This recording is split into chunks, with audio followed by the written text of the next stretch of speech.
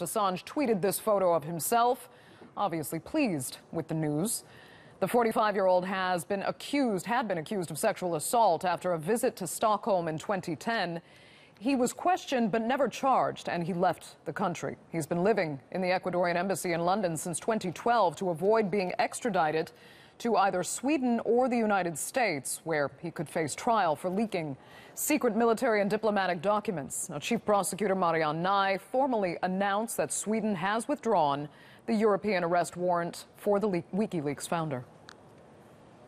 And Christophe Marchand is a member of Julian Assange's legal team. He told TRT World they are still worried about a possibility of a U.S.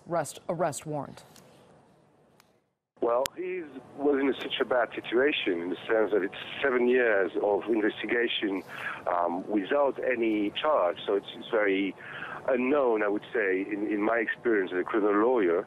And then 5 years of detention, and now they dropped the case. So it's very, very good news. We have a lot of emotions, of course, to know that at the end, an innocent man got a decision from the prosecution not to be prosecuted. But then, of course, the big question is now what will happen in the future. And we are at the moment in a situation where we are, I think, working and evaluating what is the situation, especially regarding a possible U.S. warrant. Because you cannot tell him at this point that he is free to leave the Ecuadorian embassy. No, we've been asking and asking to the UK to tell us whether there was a warrant from the United States of America, and they always refused to respond. And so that's a situation where we need to know what exactly the situation is. We know that there is a criminal investigation against WikiLeaks and against Julian Assange for years in the United States. What are your expectations, though, seriously, as to a timeline? Do you fear your client, even with this good news of today, relatively at least, will have to indefinitely stay in the Ecuadorian embassy? No, of course. What Julian Assange wants, as he said repeatedly, is to go to Ecuador and to go to this country who is strong enough and had the courage to afford him asylum. Now, of course, you know, it's such a complex legal situation because so many states are involved, and then just like you have a prison with 3 doors. The first door was the Swedish one, then you have a US one, and then you also have a UK one, because the London police just said that if he would leave the embassy today, he would be arrested because he did not respect the bail conditions when he was under warrant from Sweden. Let's cross live now to Sarah Morris, who can join us from outside the Ecuadorian embassy in London. Hi, Sarah. We were expecting, some of us at least, to hear something actually from Julian Assange, a little more than a retweeted photo of him smiling. Is there any expectation that he will come make a statement? All right, well, look. Well, Andrea, as you say, he does usually make statements, and often from the balcony you can see behind me here at the Ecuadorian embassy, but we haven't seen him in the flesh at all today. As you mentioned, he has tweeted a photograph of himself, and it was a smiling photograph, although we understand it was taken a couple of years ago. We have seen his cat, Andrea. That's who we have managed to see a couple of times today. He keeps appearing in the window behind me. Earlier this morning he was wearing a necktie with pink and red love hearts on it. That necktie seems to have been taken off now, but that's as close as we seem to have got to Julian Assange himself today. As you just heard then, it's very unlikely we will see him walk outside the doors here. Of course, there is very much a risk that he will be arrested either by the British police because he skipped bail back in 2012, or because there has been some sort of extradition agreement decided between the US and the UK. And as was mentioned there earlier, no one knows yet whether or not that extradition agreement is in place. But quite a large crowd has gathered here to wait for Julian Assange to see if he will say anything. Many passers-by, and Andrea, of course, when something like this happens, a huge press pack as well. Of course. Sarah, bring us, though, back to why Sweden actually dropped this investigation. It isn't really because Julian Assange was shown to be innocent.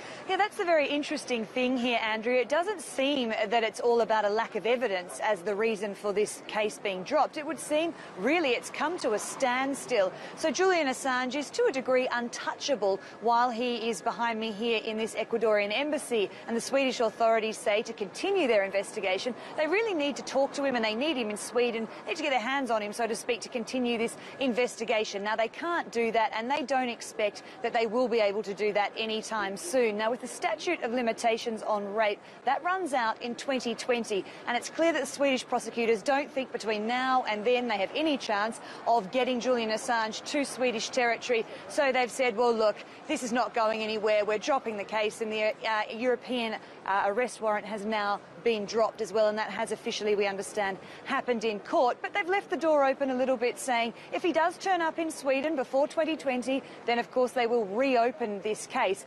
Now, I would assume it's very unlikely that Julian Assange will present himself in Sweden between now and 2020. Unlikely indeed. Okay, Sarah, we'll leave it there. Thanks so much for that. And our Simon Marks is following the story from Washington, D.C. He says Assange may still be in legal jeopardy in the U.S. It's still far from clear what Julian Assange's legal predicament is here in the United States. He may well still be in grave legal jeopardy. Remember that last year on the election campaign trail, President Donald Trump said at one point, and I quote, "I love WikiLeaks." He was entirely in favor of the way in which he argued WikiLeaks was helping to solve the problem of finding what he referred to then as Hillary Clinton's missing emails.